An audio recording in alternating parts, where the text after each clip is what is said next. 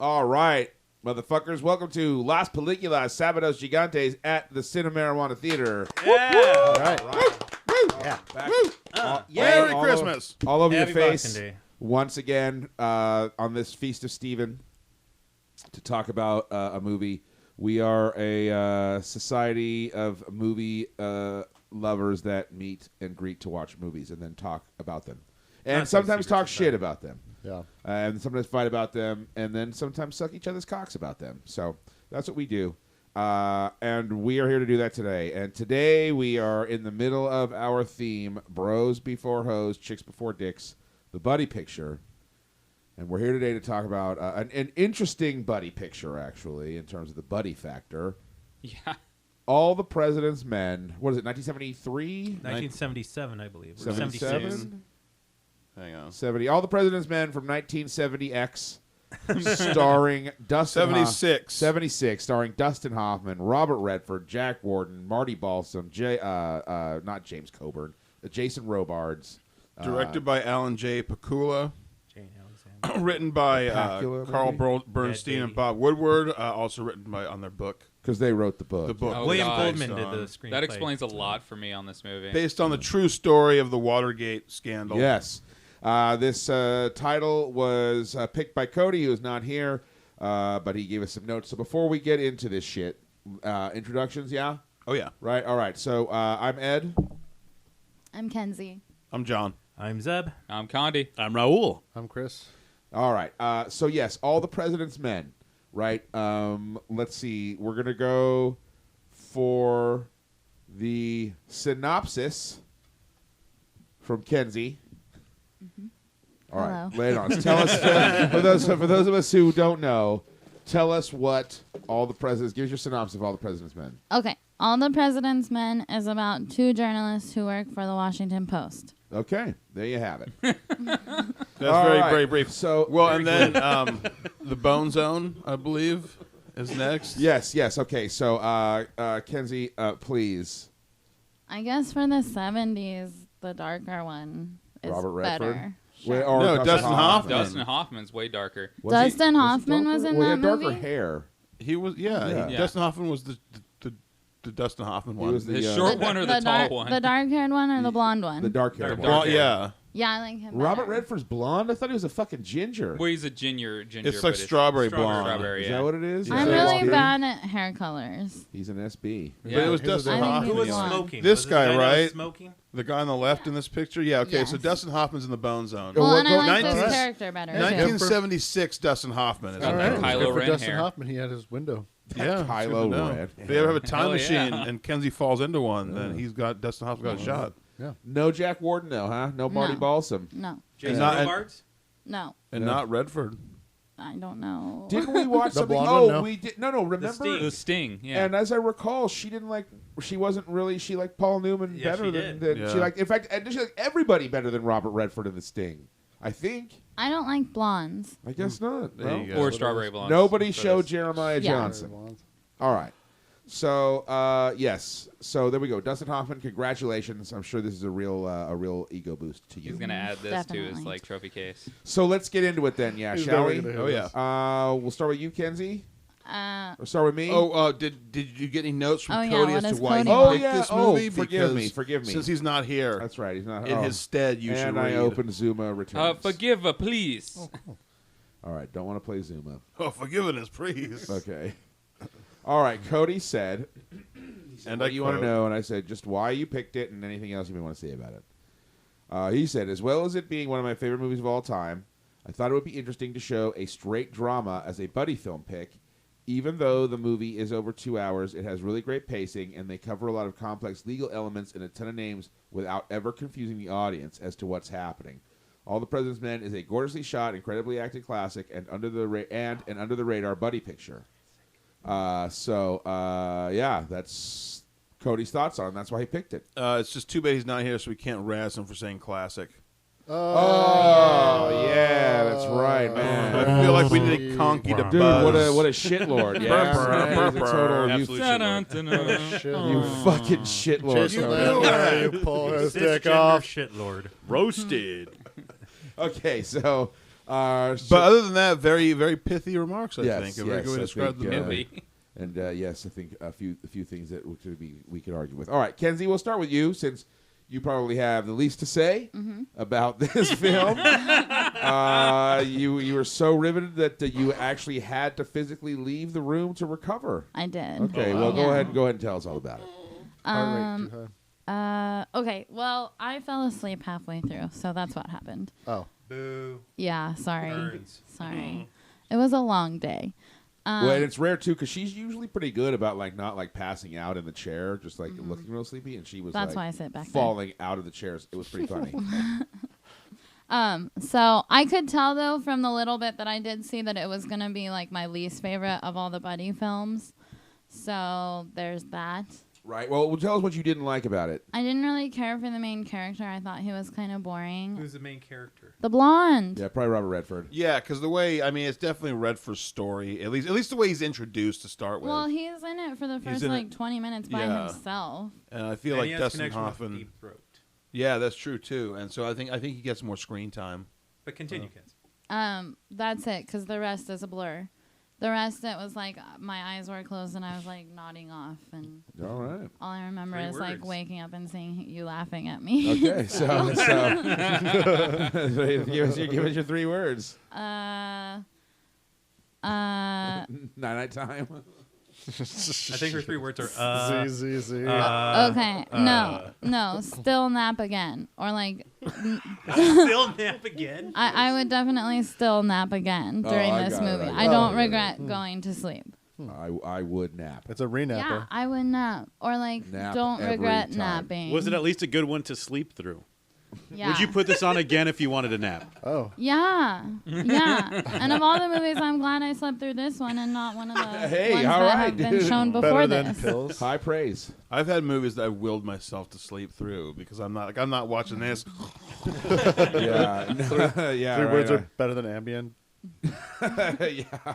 Okay. All right. So let's take it to John then, to tell us about ATPM. Well, I was glad that Cody showed this movie because I've always wanted to see it, but it's not the kind of thing that I would ever force myself to watch. Is this the first time you've seen it? Yes. Ah. You understand? Okay, it's funny how in our society, and you'll find this out the more you look into it, like the media, like the movies about historical event are remembered more than the historical event.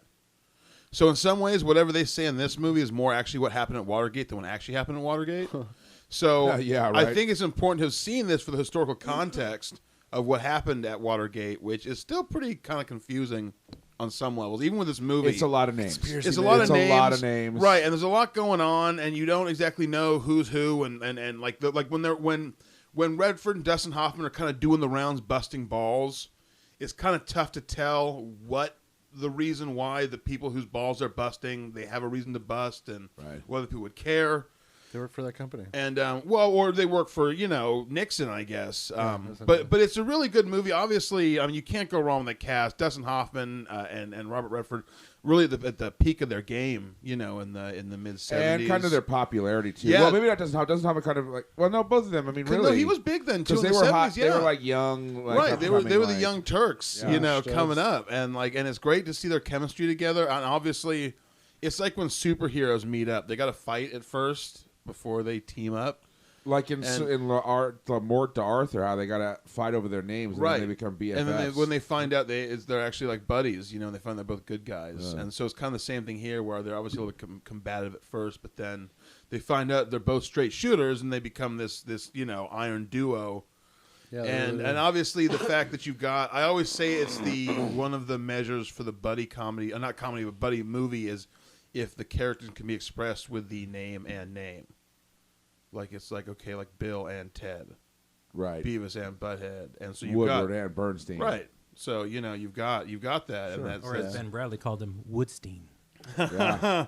and just some great old men actors too. I mean, I can't say enough of Ben. The picture you used for the website, the Facebook, with that great that lineup shot of those guys. That yeah. shot, oh god, just an amazing cast. Everybody does a great job.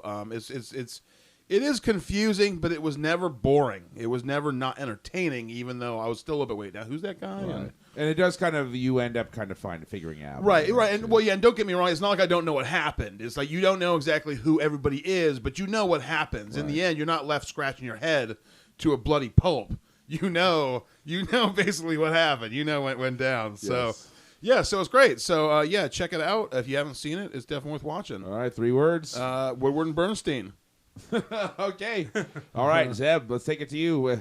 And it probably will be the most informative. Actually, it's going to be super valuable having you on this podcast. Oh, thank you. Because I am the elder scapegoat of this group. Oh, well, but because you seem you actually studied this historical Watergate, event yeah. and know in great detail the particulars. So certainly that enhanced your understanding of the film. Okay, as well. if for the millennial viewers, they're probably not going to like this film. That's me. If you're and if I you're didn't like but this if you're a film. millennial, if you're a millennial, I can't even say the fucking word. Million vanillial. Millennial, who's a venereal. lover of film, you're going to love this film regardless because of the acting, the pacing, the cinematography. But if you knew about Watergate and grew up either during or post Watergate, this film nails it down 100% accurate. Because what was very interesting about this film is there's 2 storylines going on. There's the big general picture that everybody knew about, which was Nixon's re-election campaign. Right. And there was the investigation behind the scenes that was going on during the election. If you notice, the cinematography kind of had like a focus on the foreground and the background. Which was really interesting to all of us.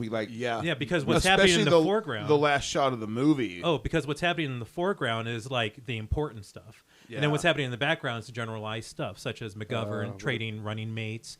And then at the end shot is what's in the foreground is like the new big thing, and in the background is what's going to be coming up pretty soon, which was the Media article attention. tying the Watergate break-in to the Nixon White House, and Nixon being sworn in for a second term in office. Right. Yeah, he's getting Now sworn on the whole TV. thing about Watergate is basically it was money laundering. If you've ever done any spy work or corporate intelligence, you need money to do it. You need money to pay off hotel rooms. You need money for equipment. You need money for guns. You need money for documents. You need money for gas, for food, for everything. How do you get that money? And you get that money from a sugar daddy. In this case, the Nixon White House was the sugar daddy. The committee to re-elect the president, or CREEP, was the sugar daddy. That's what it was called, the CREEP. Wow. There's even a song called Haldeman Mitchell Haldeman Ehrlichman Mitchell ending is by the Creep, and it was like this. It was a term that was thrown around. Basically, they were using re-election funds. They were deep in the creep. Yeah, they were deep in the creep. They were creeping funds to this. They were called the plumbers because they were trying to fix leaks in the Nixon White House. Yes. So that was what the whole exchange was with Ned Beatty, was going through all those checks from a Mexican bank Oh my God, I forgot Ned Beatty was in it. Rad. to these individuals that got arrested during the break-in of the Watergate Hotel. Now, the Watergate break-in is still a mystery to everybody. There's many theories as to why Nixon ordered the break-in, because he was unstoppable in '72. The Democrats You're saying imploded. he didn't need the intel He didn't he need. would have been That's the collecting. crazy thing is he didn't need it. He would have won re-election regardless. He was a steamroller. He was and a paranoid nut job, and he- right? Crazy Yeah, commie Well, the thing is, stuff, here's the thing about Nixon, and I could say this for the balls deep section, is I consider Nixon the greatest president that ever lived. Fuck your Obama, fuck your Clinton, fuck your Reagan. Okay. No, hear me out. No, Let's save this for the save balls it, deep. save it. Yeah, that's But getting talked about. fuck Reagan, fuck Bush, fuck Clinton, fuck Abraham Lincoln, fuck Kennedy. Nixon is the greatest president that ever lived, and I'll tell you why later on. For Balls Deep, we gotta revisit okay. this So to one. wrap up, great film. Character actors abound, made this movie amazing. Yeah. If they didn't have those character actors of Warden, Balsam, and Robards, and Beatty, and Mrs. Holbrook. Deagle, Hal Holbrook is Hal Deep Holbrook Throat. as Deep Throat, Yeah. a.k.a. Mark Felt, Deputy Director of the FBI. This that movie who that was? was? Yeah. Yeah. They revealed Oh. him right before he died. The FBI, so it was like they knew there was. Yeah. Wow. That's why I said you got some stuff that the FBI doesn't even have. Wow. Okay. So it's an amazing film. Go back, study Watergate. This film is very accurate in its portrayal of what happened during that time and post Watergate. That's fascinating. Okay. All right. So well, 3 words yes. for this are Robards, Balsam, Warden. maybe the greatest 3 words ever spoken here at the Cinemarijuana Theatre. All right, Condi, let's hear from you. Well, this movie, it's been a while since I've seen this movie. I've had to watch a ton of, like, quote-unquote older movies growing up.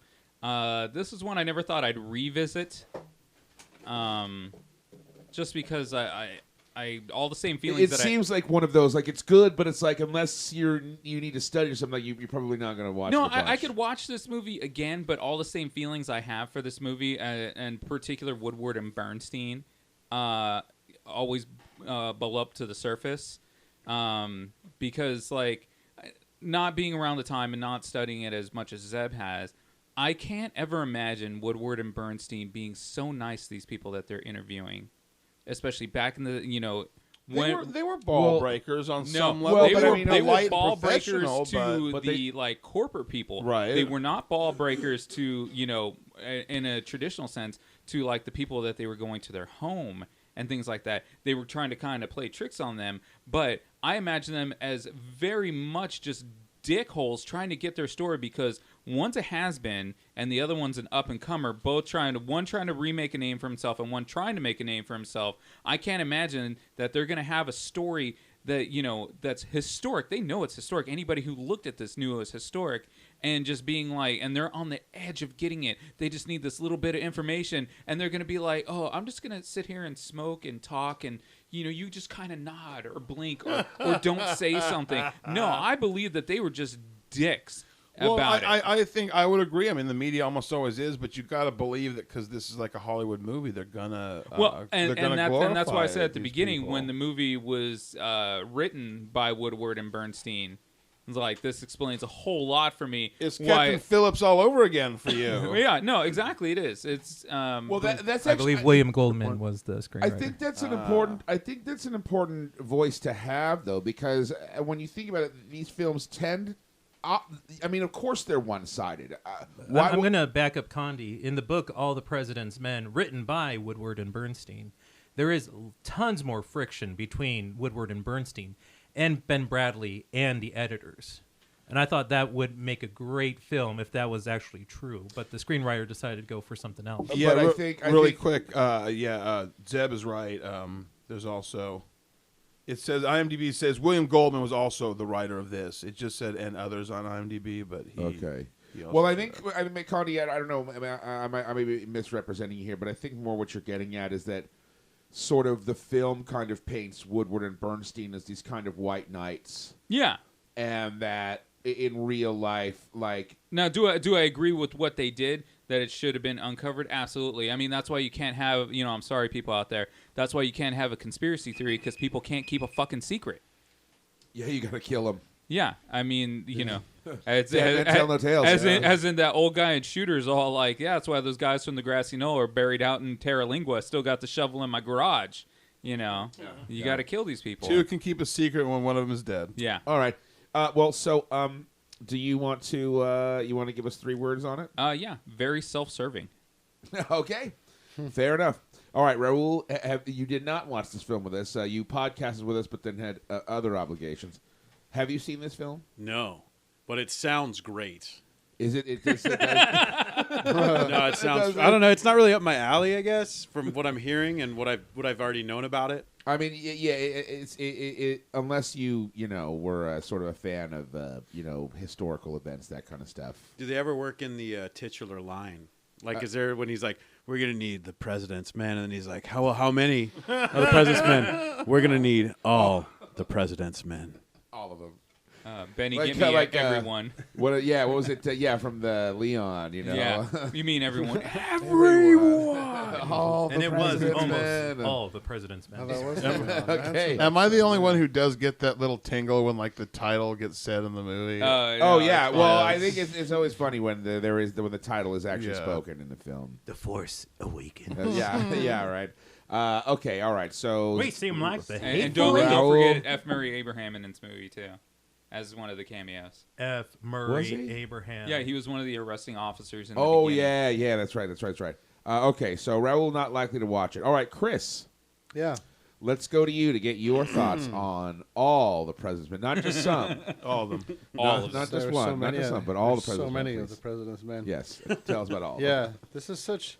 I think this movie is a hard sell. If you were to tell somebody, yeah, it's this movie about this complicated thing that happened between. I mean, who can? The synopsis is hard, you know. Yeah. Well, that's like I said. And That's so- why I was glad Cody showed it because it was hard to sell myself on it, even though I Yeah. wanted to see it. It's They like spend a lot of time on the phone. it's the kind of movie like I could see a lot of people being made to watch, like in high school or something, like one of those movie Journalism days. classes. Yeah, one of those Right. times they make you watch a movie in class and it's educational, and this would be like kind of one of those. Like It's instead of historical. instead of just talking about it, they would show you this movie. They I saw also this teach movie in about- school as well. Yeah, see, there you That's go. funny. Yeah. Yeah, it's it's. I mean, you look at the images from it, the screen caps, and it's white dudes in an office. And I bet the studio was like, okay, well, it's not exciting, but we're gonna save a ton on budget. Yeah, right. Actually, they had to recreate the Washington Post office. shit. They couldn't just go there and No, shoot it? they didn't want to film in the Washington Post office because they said it would have compromised the integrity of the film. Yeah, people would So have they pointed took out. detailed notes and detailed inaccurate it was. photos of the office and recreated it. Oh, Wow. okay. Wow. But still, like, I Real don't imagine. desks and phones. I wonder if when you think about like a set Yeah, they would that's, mock that's up. probably It's expensive. got to be cheaper than building the Yeah. Death Star. That's Well, that's Real CG. isn't real enough. Yeah. Well, yeah, but yeah, I mean, there's nothing. I mean, nothing happens in it really. I mean, there's the only exciting part is they get. I mean, the plumbers get busted by the cops. There's kind of a short chase, almost like that, but the rest of it's just, it's like a mystery basically, where it's very cerebral. There's no car explosions or anything. Yeah, no you shit. know, so it's The car chases are very slow and within legal boundaries. Yeah, I think Everybody you- had their seatbelts on. Yeah, I think you have to be interested in in the subject matter. There's nothing to really hook you if you aren't already, interested in what happened at Watergate, or like Zeb was saying, if you don't remember people talking about it or whatever. I mean, I was born in '79, so I just remember hearing about it growing up and stuff. But It didn't impact your life personally. No, in a not way. at all. It's but- only impacted my life in the way other scandals will have Gate used Now. as the Can Can we subject. just switch from Gate to Ghazi? That'll be the new Right. one. like Fugazi. oh Yeah. god, Well, and you have a very young and hot Meredith Baxter Burney, right? Oh yeah, that's right. She was Even a though she's pre a lesbian now, but still. oh, pre Elise Keaton days. doesn't matter. Doesn't change anything. Gonna have it anyway. So boring conversation anyway. Yeah, I don't really have a lot else to say. What a beautifully shot movie. I think what this movie does is take something that might otherwise be boring and make it beautiful and interesting and kind of compelling just by the way everything is shot and looks, and just by the way it's framed and held. Like I think they had like a lot of long kind of takes, and it almost seemed Oh like yeah. like you almost see the actors at certain points go, "Are we stopping?" It almost seemed like that. I swear to God, I see that, but they just go, and it's like going, and then I don't know. It seems like I don't know. All right. It's a great movie. All right, 3 words. Interesting. I can't describe why though. Difficult. Challenge sell. accepted. I don't know. Okay. Why don't you just do difficult to describe? There we Difficult, go. but yeah, no. I don't know. Something that sums up them taking a difficult subject matter and make interesting successfully. In 3 words. Narrative, dramatic transmogrification. Yes, there you go. That. All right. That'll do. Thank God. All right, my turn. So I wrote a couple of notes. Garrett Morris did that tape thing in that episode of Different Strokes. Yeah, he Where- did when he was Santa Claus. Yeah, with the putty on the door. Right, so the deadbolt won't latch or whatever. Trivia. You can pop the door open. The actual guard played himself in this film. Oh yeah. Oh, the guy who shit. discovers the taped up door? Yep. Oh, that's Yeah. neat. I wrote that down because I That's- remember yeah. that episode. And so this holiday season, remember, watch out for Garrett Morris as Santa Claus. Yes. Because His he just crooked might, charity. right, and he might just tape your door But latch. Garrett Morris's Ant-Man. Welcome him in. Uncle Man. And then I wrote down in quotes, "not very bright guys," quotes in government. meaning the guys in government are maybe not very bright, which I would agree Is with. that a line that was spoken in the movie? No. No, I think. Well, I mean, hey, if you're making a statement that a lot of people in government, I think I'm just saying. Like, I think what I'm saying is that I was kind of taken aback with just how kind of sloppy the government dipshits were. That they left kind of this trail that they could follow. Well, they were very sloppy because if they have waited another day to do the break-in, they wouldn't have been able to trace back the money to the White House. They broke in within a time span back then of cashing checks. Yeah. Where they were able to trace back who was cashing a check to. No shit. Yeah, it just seemed to me there was some details like with especially the guys in the break-in. No, like, it was a sloppy job. Yeah, it seemed blew it seemed that way to me. Well, it's fine. If people commit crimes often enough, they usually start getting overconfident. They start making mistakes. Well, their confidence was, we're the presidency. We could do whatever They we figure, want. they figure they're above the law. They were kind of yeah. drunk on their own hubris. I guess so. A couple of notes. And then they were hoisted by their own petards. Indeed, very, very high. Chris and so we mentioned the use of the split scene photography. I just to touch back kind of on what you were saying, Chris. I found that to be a fascinating way to add a visual dynamicness to some shit that could be boring. I think not to say that this film or the subject matter is boring at all, but translating. How many times do we see Robert Redford on the phone for 10 minutes and in one take? Like, we don't cut, right? That, to me, on paper, reads boring as fuck. You know what I mean? Robert Redford talks on phone. This is the third phone conversation he's had. In Office. Right? Yeah. But that's the credit. The credit's got to go to the director and the director of photography and the actors, like Robert Redford, for taking those scenes and being able to use these techniques like that split scene shit, where he's showing you literally, this is what's going on, and this in the background is what's happening in the background of what's going on. Very visually showing that to you. And I thought that was a really just a fascinating way to make the film dynamic and interesting. The performances were rad, but how can you lose with those guys? Yeah. With that cast, how the fuck could you go wrong? Hard to go wrong. And just, I remember us remarking, just all of us, or most of us at some point, just being amazed that Robert Redford can make one end of a fucking phone conversation about some shit that you don't know what's going on and some people you never fucking heard of. Interesting. And like rapturous. So there was some excitement in what this pretty much could be thought of as a boring film. That's really the things I wanted to bring up about it. Well, what are your 3 words, sir? My 3 words are a great fucking film. Or maybe not for everybody, because I think because it also does seem like the kind of film like I would the kind of thing that I all of a sudden one week I'd become interested in the Nixon resignation and read everything I can about it. Be like, there's a movie and like I got to watch that too. Yeah. You know what I mean? So like you're reading the Wikipedia page. That's more than 3 words. But survive. I guess the 3 words shouldn't require an explanation. Well, that was our 3 words, 3 minute segment. Yeah, indeed. All right. So 3 minutes. let's see. Now it's time for what, Bowls Deep, right? Well, and the most important Bowls Deep thing that we're going to have to talk about, we're going to turn to Zeb and ask Nixon, what the fuck? Okay. Yeah, because Nixon doesn't. Most historians, Smoke him if you Nixon got him, is at best in the middle. No, and he's at the worst greatest near the president bottom. that's ever been in the White House, and I'll tell you why right now. Please. He is the most tortured president we have ever had. If you look at Nixon's biography from when he first started up until his resignation and his post-presidency, he's the most complex man you'll ever fucking read about. You could have your Kennedys, you could have your Reagans, your Clintons, your Obamas. I'll take Nixon any day of the week. This is a man who was a California United States senator that all the Republicans said they did not want him to be Eisenhower's vice president. Nixon bought out time at a local TV station, did the checkers speech, and all of a sudden he had America on his side, became the vice presidential nomination with Dwight D. Eisenhower, and served as vice president.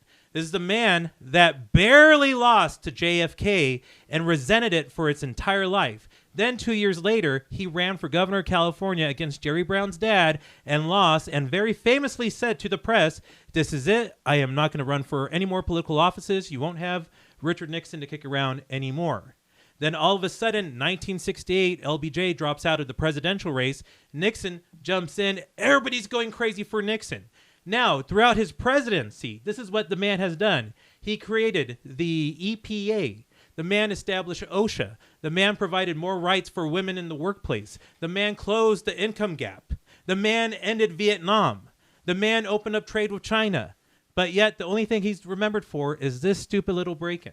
The Watergate president. Is a stupid little break-in that you could look at as a fucking coup d'etat attempt. But the thing which is, this seems man- pretty fucking treasonous. And he did a lot of bad things for every good thing that you're listing. But give me another president who has inspired so many films. This man has a fucking opera that was written after he left the presidency That's called 'cause- Nixon Goes to China. That's because he's like the super villain president. He's the greatest. That's why I'm saying he's the greatest president It we've ever sounds had like in the White he's House. the Kylo Ren of presidents. He is. It definitely sounds like that to me. Yeah. This man's inspired so many Way- works of fiction. This man's way better inspired than an adjective. Way better than the president who got Well- us through the Civil War and emancipated the slaves. Yeah, right. Definitely, let's hear it. I will Lincoln say, wasn't that good. I will say, he's only overrated. I will say, not knowing Nixon personally, but seeing the film Frost Nixon, Which wasn't as exciting as the real thing. yeah, The real thing was very dry and boring. Yeah, it wasn't I'm that sure. overly dramatic. Oh, I'm sure. But I heard the title and I thought it was like an illness at first, like a disease. Where you turn into or Richard like, Nixon. like frostbite or something. Frost Nixon, but he did. If Frank Langella's portrayal of Richard Nixon in that film was anything close to real life, he certainly seems like a guy that on one hand seems like a paranoid lunatic, Oh yeah. but at the same time really did have a lot on the ball and kind of was able to, I don't know, seemed to be like kind of more. Well, he always had deeper, something like- to prove throughout his whole life. Is he always had to have to prove himself to the American public, when in fact he really did not need to prove himself. He could have Right. just had his post-presidency seen as an elder statesman, but instead he needed the money, so Did he he decided. did he ever like punch out a grizzly bear like Teddy Roosevelt? No, I mean, but he opened up a Boys and Girls Club with RoboCop. That's neat. That's okay. You know What- what, Teddy? Wow, you didn't do that one. And well, hey, as the youngest member here, Kenzie, what's your vibe on the presidency of Nixon? If you had, Yes, a please thing? weigh in. My grandparents met him. They were probably big fans. I'm sure they were, I am too. especially given Over my grandparents grandpa's or Nixon? history in Vietnam. So Yeah. Well, he's probably like, "Thank you, Mr. Nixon, for bringing me home." yeah, But I don't want- mean that's ended about Vietnam. it. That's all Yeah. I know. I like George W. Bush better because he's cuter. So Oh, jeez. Oh, good Yeah. lord. Fuck. White Obama. what? I should have never turned that mic back on. I can hear the groan from all the people listening to the podcast too. Okay, well, actually, that's the wonderful thing about that's the wonderful thing about looking back at history. We're in overtime too now. By the way. Oh, okay, I'm Oh sorry. well, should we? Oh, should we overtime. okay. Well then, It was two lenses, incidentally. If you read that thing, Oh, that's right. You posted an article. it's a lens they put over the lens, and it makes a second focal. Nice. Oh, Yeah. is that? I was wondering how they Nice. did that. So that's they focus on two different places. It was actually a special lens for that. Yeah, Interesting. because And that montage at the end, bam. Yeah, Yeah. really, Oh, and yeah. really powerful for stuff that like. It's funny to think about a movie that goes out with basically a TV playing news. that can and be- you're satisfied. and it really is like it's a powerful ending. You What? know, That's exactly No, what my happens news. in Romeo and Juliet. I have It not seen starts that and The ends with Severity the version? TV playing. with a TV playing on it. And it's Do you mean that Christ Almighty Leonardo awful DiCaprio. piece of shit That by was Boz Lerman Please that don't he refer called to that he as called I love that that he movie. deliberately named William Shakespeare's Romeo and Juliet just to Romeo fuck off plus every Juliet. fan of William Shakespeare in love the that. world, just to be like, oh, I'm gonna shit all over. Like, was it Boz Lerman's what, Australian? Australia. I'm gonna shit all over Shakespeare, mate. Fair income. Smart, Do you clever wanna girl. I can't wait to pick that movie now. Fucking dude, it is Welcome awful. to the It William is- Shakespeare Romeo and Juliet it is podcast. a piece of The shit. Cinemarijuana Theatre. Alan We're Smithies. talking rent levels of Chris. unwatchability. No, you know what? That's gonna be a movie pick. Okay, for all me right. at some point. Okay, God, listen. fine. Now we are not here to shit on Boz Lerman the way he shit on William Shakespeare. So, Yeah. is there anything else we need to discuss about this film before we wrap it up and get to our festivities here on the Feast of Stephen? No, I think that's probably good. I think we've covered it. All right.